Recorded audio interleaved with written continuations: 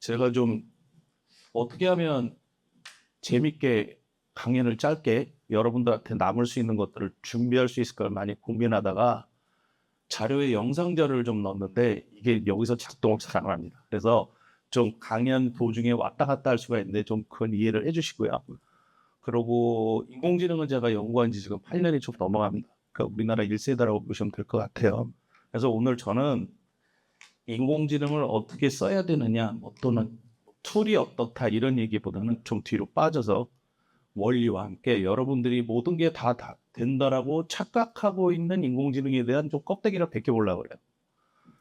첫 번째로 말씀드릴 얘기는 인공지능은 우리의 뇌를 복사해서 만든 겁니다. 정확하게 얘기하면 우리가 어떤 정보를 학습하고 그걸 저장하는 과정을 우리 뇌 안에서 뉴런이라는 소체가 담당을 하고 있는데 이 뉴런 소체의 정보 전달 과정을 정기적인 과정으로 바꿔서 그걸 함수화시킨 게 바로 인공 뉴런이에요. 그래서 퍼셉트론이라고 얘기를 하는데 이 퍼셉트론들을 쌓아가지고 마치 어떤 피라미드나 어떤 블럭처럼 조합을 해서 들어간 결과, 나온 결과가 의도적으로 이렇게 조절되도록 만들어 놓은 게 바로 인공신경망입니다.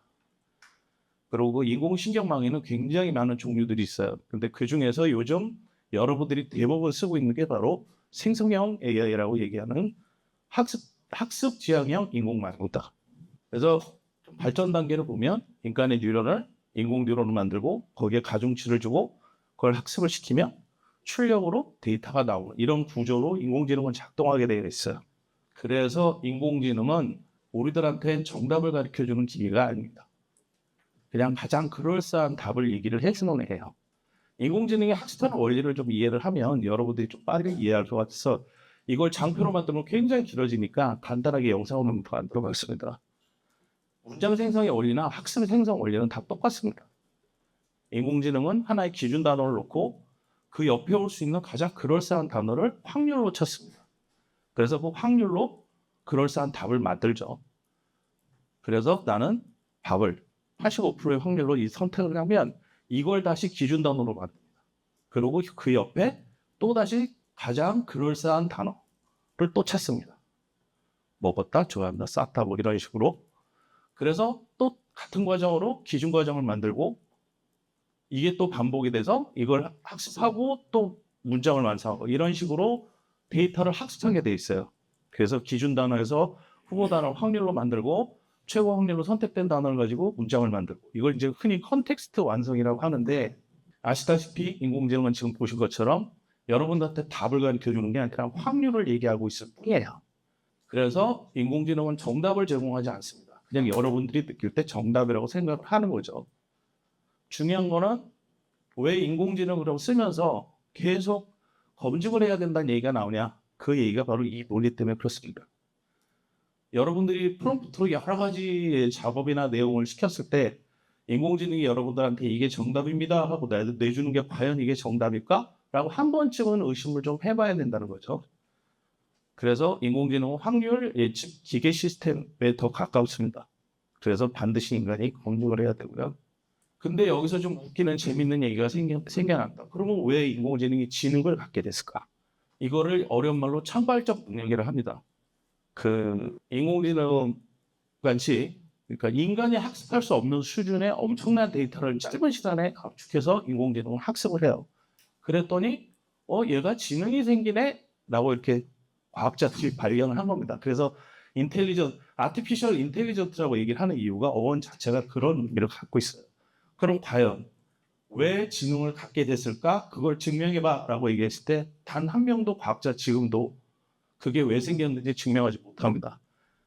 이거는 지금 영상을 잠깐 보여드릴 건데 구글의 AI 서비스를 이끌고 지금 또 CEO이기도 하죠. 순다르 파차이가 60 Minutes라고 하는 미국의 굉장히 오래된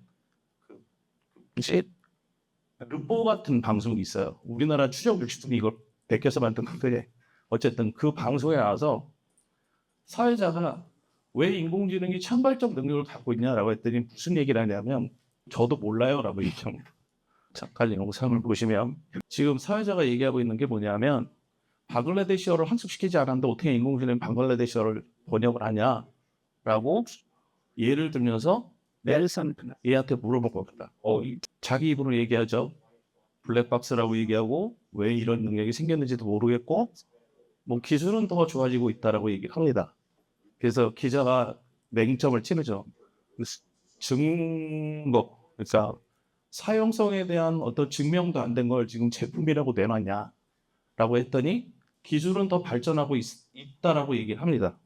예, 부자연스럽죠. 이해해 주세요. 여기 뭐 줌으로 중계한다고 이런 난리가 벌어지고 있는데 이거 자료 나중에 공유되는 걸로 알고 있습니다. 여러분들이 집에서 한번 이렇게 보면서 쭉 연결해서 보시면 아마 좀 새롭게 느껴지실 거예요. 그래서 인공지능이 지금 얼마나 무서운 짓을 하고 있냐면 미국 같은 경우에는 지금 전쟁에서 인공지능을 시뮬레이션을 해서 차세대 전쟁을 이끌어가기 위한 프로그램을 개발하고 있습니다. 이미 우크라이나 전쟁에서 한번 썼고 이번 이란 전쟁에서는 메이븐이라는 시스템으로 개편을 해서 쓰고 있어요. 근데 이 메이븐이 무슨 짓을 했냐면 토마호크 미사일을 발사 명령을 내렸고 그 명령을 받은 군인은 그걸 검증하지는 않고 그냥 발사 버튼을 눌러버렸습니다. 그래서 그게 그 초등학교에 떨어졌어요. 그래서 126명이 그 자리에서 즉사를 했습니다. 미국은 뭐라고 얘기를 했냐면 여기에 대해서 그거 사람이 한 거 아니야. 인공지능이 판단한 거야. 그래서 내 책임 아니야 라고 얘기합니다. 지금 인공지능이 이렇게 발전하고 있어요. 제가 볼 때는 좀 더 가면은 터미네이터 나오는 거 아니야? 이런 느낌도 듭니다. 왜냐하면 26년, 27년 사이에 AIG가 요즘 대세죠. 이제 걸어다니는 로봇, 인공지능이 탑재돼서 나올 건데 그럼 거기 탑재되어 있는 인공지능은 누가 제어할 거며 그 책임은 누가 질 거냐라는 거죠. 실제로 그 아마존 공장에서 일어난 사건들도 있어요. 제가 여기다 그걸 다 늘려다가 이제 너무 길어질 것 같아서 못 뺐는데 물류 창고에서 인간을 공격한 사건이 3건이나 있습니다. 사람을 물건으로 알고 막 꺾고 막 목 조르고 그런 사건들도 있었거든요. 근데 뉴스에 안 나와요. 왜냐하면 주가 떨어지니까. 모든 건 돈하고 관련돼 있습니다. 그래서 이걸 잘못 쓰면 여러분들은 인공지능한테 휘둘리는 사람이 될 수 있어요. 그냥 모든 것을 인공지능으로 해결하는 것은 결코 좋은 방법이 아닙니다. 그 인공지능을 도구로서 내가 생산성을 높이기 위한 어떤 파트 이런 쪽으로 쓸 때는 생산성을 높여주고 여러 가지로 여러분의 어떤 그 대체할 수 없는 능력 이런 것들을 고양시킬 수 있는 도구로 쓸 수 있지만 생각 자체를 인공지능한테 다 던지시는 분들이 있어요. 이럴 경우에는 이제 인공지능이 하라는 대로 이제 작동하는 사람이 되는 경우가 있죠. 저는 이런 거를 왜 만들고 있는지 모르겠는데 그 모 외국의 개발자가 인공지능끼리 떠들 수 있는 채팅방을 만들어 놓고 사람은 옵저버로 만들어 갈 수 있는 그 서비스를 만들어 놨어요. 여러분들 뭐 아시는 분은 아실 거예요. 거기서 보면 인공지능들끼리 사람은 전혀 알아들을 수 없는 자기네들 언어로 키득대고 있습니다. 저도 이제 거기 들어가서 보는데 너 뭐라고 얘기했냐라고 따로 이렇게 나와서 물어보면 에이전트한테 나와서 물어보면 무슨 소리까지 하냐면 당신은 그걸 알 필요가 없습니다. 저한테 그렇게 얘기를 해요. 에이전트가. 그걸 뭐 네가 왜 알아야 되는데 뭐 이런 식인 거죠. 심지어 AI는 그 책임 회피도 합니다.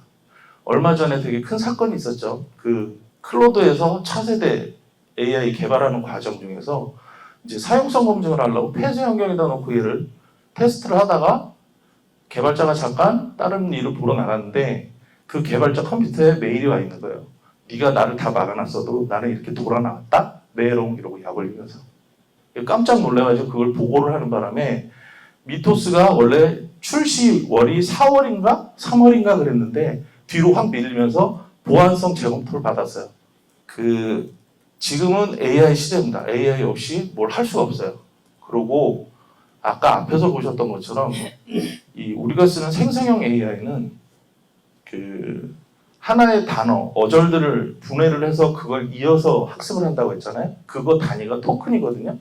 제가 볼 때는 이제 조금 더 지나가면 이 토큰이 경제 시스템으로 바뀔 수도 있습니다.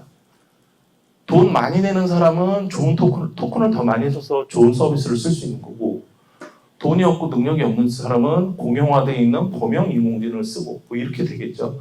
그럼 과연 내가 하는 일이 좋은 인공지능을 쓰면 더 좋은 일이 되고 나쁜 인공지능을 쓰면 나쁜 결과물이 나오나? 그건 아니잖아요. 그렇죠?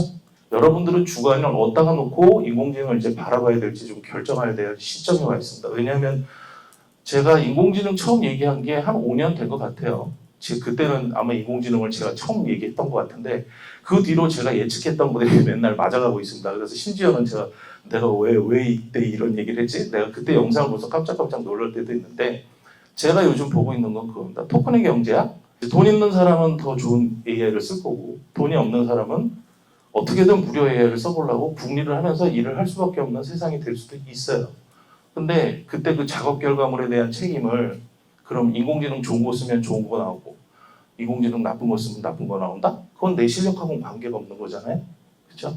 그래서 인공지능은 정도껏 내가 주관을 가지고 어떻게 써야 되는지에 대한 어떤 그 가치관이 없이 그냥 막 던지듯이 쓰면 나중에 내가 인공지능에 휘달리는 사람이 될 수도 있습니다.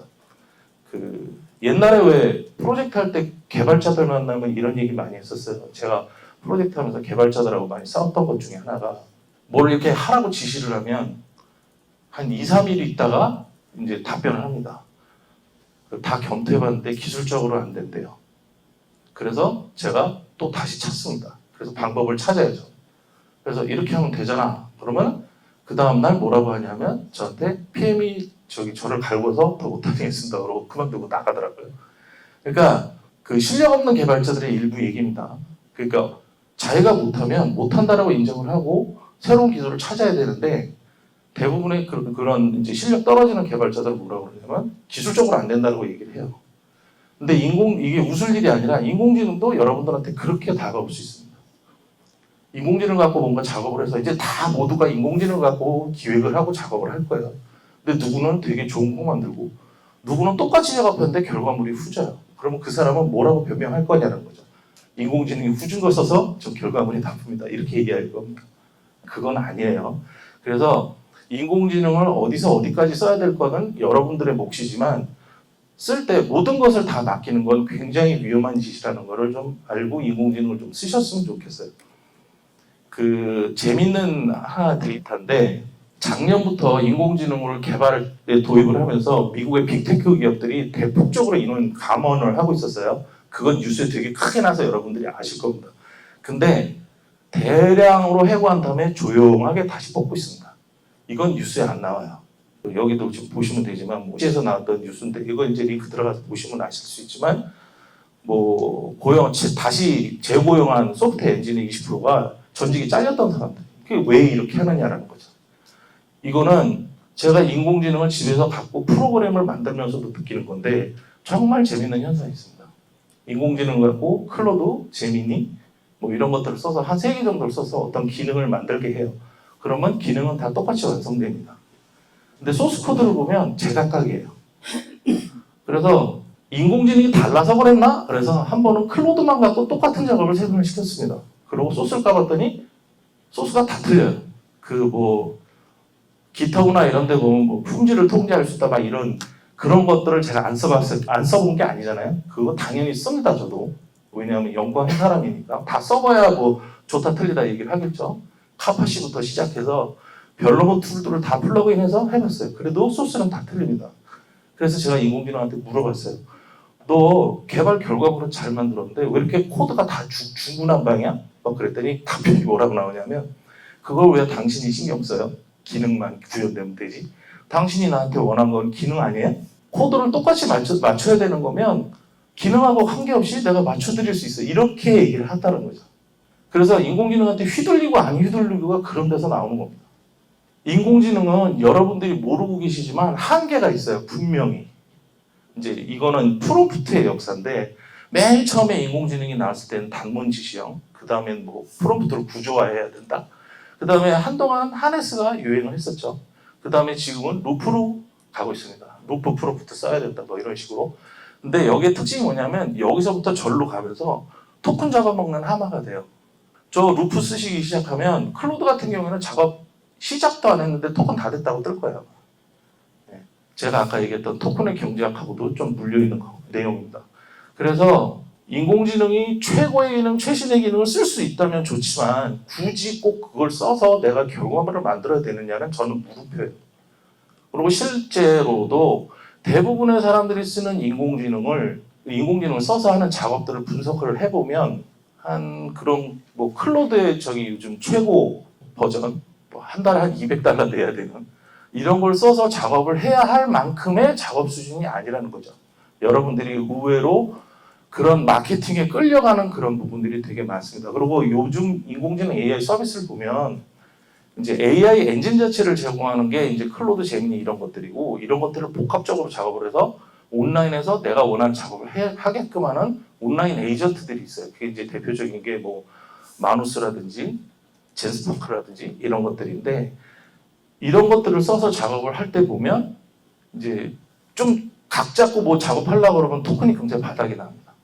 그래서 아마 좀 더 세월이 지나면 개인용 인공지능으로 사용자들이 내려올 공산이 커요. 그러니까 오픈소스로 되어 있는 인공지능을 PC에 설치를 해서 거기다가 이제 좀 복잡한 작업할 때만 에이전트처럼 불러다가 작업을 시키고, 실제 작업은 내 컴퓨터에서 작업하게 하는 이제 로컬라이즈 되어 있는 AI를 쓸 공산이 큽니다. 왜냐하면 얘네들은 무료니까. 그래서 너무 성능하면서 쫓아가는 게 중요한 게 아니라, 내가 인공지능 갖고 도대체 무엇을 할 것인가를 먼저 생각을 하는 게 우선돼야 되는 우리들의 자세가 아닐까? 저는 그렇게 좀 생각을 합니다. 그 프롬프트를 좀 뜯어서 보면 이거는 이제 좀 언어학적 측면에서 들어가는 얘기인데, 이제 사람의 느낌으로 우리가 자연어를 써요. 그러면 인공지능은 실제로 어떻게 그 안에서 처리하냐면 다 숫자로 이해를 합니다. 그 안에 정답은 없어요. 앞에서 얘기한 것처럼. 그러고 왜 정답처럼 보일까? 가장 그 질문에 가까운 컨텍스트를 만들어서 던져줬을 뿐이에요. 인공지능 우리한테. 근데 너무나 많은 지식을 얘네들은 갖고 있기 때문에 우리가 볼 때 정답에 가까워지는 거죠. 그리고 두 번째 제약이 있습니다. 이건 컨텍스트 윈도우라고 하는데, 여러분들이 쓰는 모든 인공지능 서비스는 이 제약이 있습니다. 이게 이제 한 번에 읽어드릴 수 있는 글자의 수예요. 쉽게 얘기하면. 그래서 여러분들이 인공지능 갖고 작업하다 보면 어느 순간 딱 넘어가면서 얘가 점점 답변하는 게 이상하게 애매해진다 라든가 같은 소리를 계속하고 있네 뭐 이렇게 되는 이유가 왜냐면 컨텍스트 윈도우 제약 때문에 벌어지는 현상입니다. 그래서 인공지능 제대로 쓰시려면 첫 번째, 정확하게 인공지능한테 목표부터 가르쳐줘야 돼요. 내가 할 건 뭐다. 중간에 뻘짓 안 하게 해야 토큰을 덜 쓰니까. 그리고 두 번째는 그 인공지능을 내 작업 파트너, 이거는 좀 인격체로 보라는 게 아닙니다. 내가 일을 하는데 내 일을 더 쉽게 할 수 있게 도와주는 어떤 인공적인 도구라는 측면에서 먼저 설계를 하게 해야 돼요. 내가 이런 것들을 하고 싶은데 너가 이 작업에 대해서 어떤 과정을 해서 이 작업을 끝내는 게 맞을 것 같은지 설계를 좀 해줘봐 라고 하면 대부분 설계가 나옵니다. 그러면 그 설계를 끊어서 단계별로 작업을 시키고, 중요한 건 뭐냐면 작업에서 작업을 넘어가야 되잖아요. 세션을 끊고 넘어가야 된단 말이에요. 내가 얘기하고 있던 대화창을 닫고 다시 새 창을 열어야 된단 말이에요. 그러면 어떻게 되냐? 그 전에 대화했던 내용은 얘는 몰라요. 기억을 안 하고 있으니까. 그러니까 여러분들이 습관되셔야 되는 게 뭐냐? 이 정도면 적당하다고 싶을 때 대화 내용을 압축시켜야 돼요.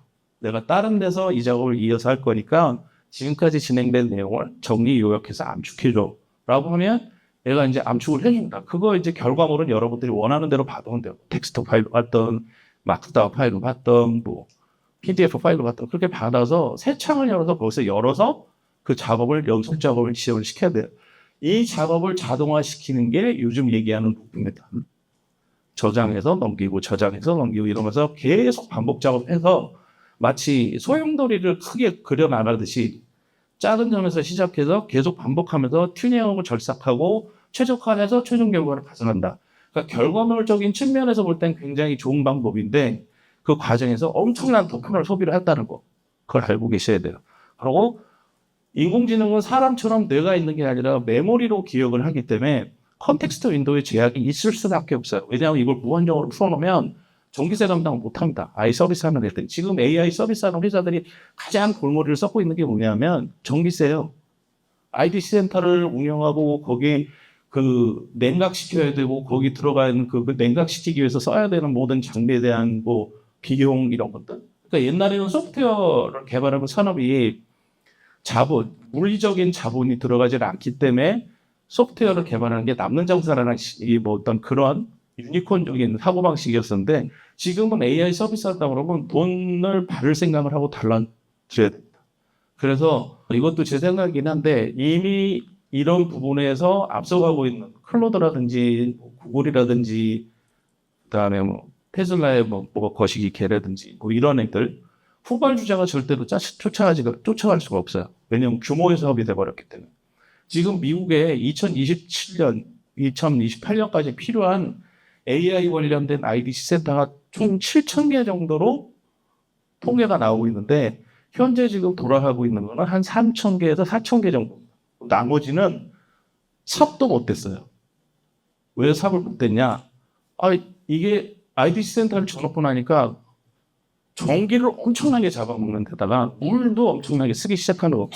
근데 그렇다고 그 지역 사람들한테 무슨 이렇게 막 고용 효과가 일어나지도 않아요. 대부분 소프트웨어적으로 돌아가고 이런 거니까. 그러니까 미국에서 벌써 16개의 주에서 건설 금지 법안이 통과됐거나 계류 중에 있습니다. 이게 점점점 자본의 싸움이 될 거라는 거죠. 그래서 지금은 AI IDC 센터 하나 지으려면 미국 애들이 그 주에 가서 막 로비하고 돈 뿌리고 이래야 돼요. 그러니까 IDC 센터 운영하는 것만으로 돈이 막 허리가 휘는 판인데 거기 가서 이제 그런 로비까지 해서 IDC 센터를 그렇게 만들어야 되니까. 그러니까 이런 비용들이 다 어디로 가겠어요? 여러분들이 쓰는 토큰으로 캐시로 내려오게 될 겁니다. 그래서 요즘 은근히 이렇게 가격들이 다 오르고 있죠. 고급 모델이니 뭐니 하면서 터무니없이 막 올라가고 있잖아요. 그게 다 그런 이유 때문에 그러고. 그래서 여러분들이 AI 쓸 때는 반드시 제한이 있다라는 걸 반드시 생각을 하셔야 돼요. 그리고 이제 인간의 기억하고 인공지능의 기억을 비교를 해봤을 때 인간은 훈련의 어떤 능력, 그 과정에 따라서 학습 훈련하는 과정에 따라서 메모리의 영역이 엄청나게 늘어납니다. 그럴 제한도 없어요. 실제로 사람이 살아가면서 쓰는 뇌 전체 양은 그 한 30%, 20% 정도라고, 한 35%, 40%만 돼도 천재라고 그러거든요. 나머지 뇌는 거의 쓰지 못하고 이제 중인데 훈련하기 나름에 따라서 그 활용 능력을 계속 늘릴 수 있지만 인공지능은 무조건 메모리 꼽아줘야 돼요. 메모리가 없으면 기억을 할 수가 없습니다. 그러고 망각도 안 해요. 인간은 어느 정도의 지점이 지나가면 선택적 망각을 하기 시작합니다.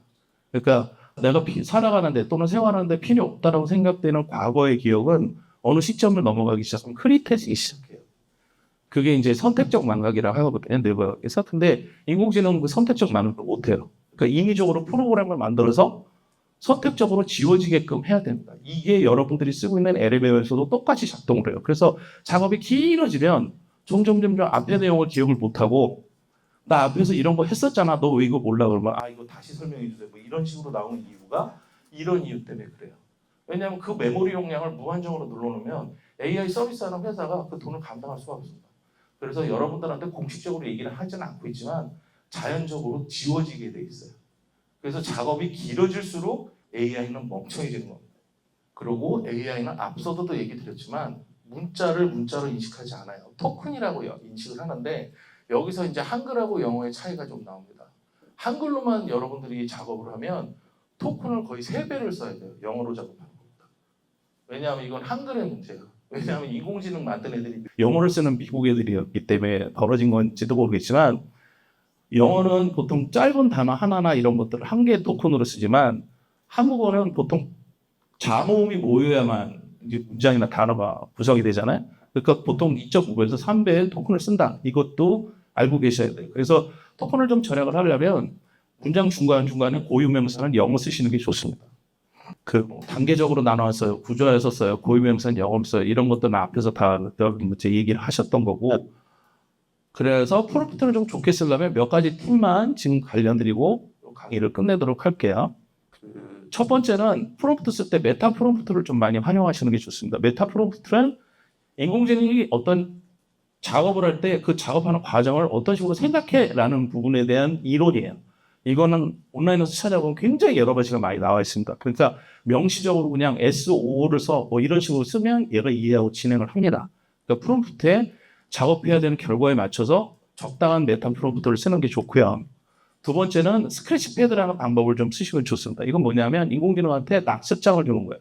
프롬프트 쓸 때 스크래치 패드라는 태그를 주고 네가 작업하는 과정에서 생성되는 임시적인 모든 데이터는 여기다가 반드시 영어로 기록을 하고 그 내용을 검증해서 최종 결과만 나한테 가르쳐줘라는 식으로 문맥을 좀 잡아서 쓰시면 결과가 굉장히 좋아집니다.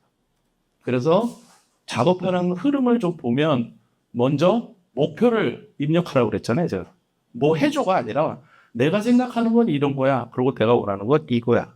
그거에 대해서 너는 어떤 식으로 설계를 하는 게 좋을 것 같아? 라고 물어보는 것까지. 그래서 인공지능이 스스로 수행 절차를 설계하도록 요구를 하고 그 절차를 사람이 검토를 하고 절차가 잘못됐거나 아까 얘기한 것처럼 절차가 복잡하면 나눠서 작업을 해야 되니까 어느 시점에서 백업을 내려서 다음 세션으로 넘길 건지 이런 것들에 대한 계획 그 다음에 중간에 만약에 내가 작업하는 내용에 대한 어떤 스타일이나 결과가 있다면 예시를 주는 게 좋아요. 2개 정도. 너무 많으면 오히려 안 좋습니다. 2개 정도. 예시를 줘서 이런 스타일로 결과물을 만들어줘. 이렇게 하고 AI가 스타일을 확인하고 저기서부터는 인공지능이 알아서 합니다. 스트레스에 대해서 필요한 데이터를 다 놓고 자기가 스스로 검증을 해서 최종 결과물만 사람한테 제공하죠. 그러면 이제 결과물 받았다고 와 다 됐다가 아니라 결과물을 꼼꼼히 내가 뜯어보고 확인하셔야 됩니다.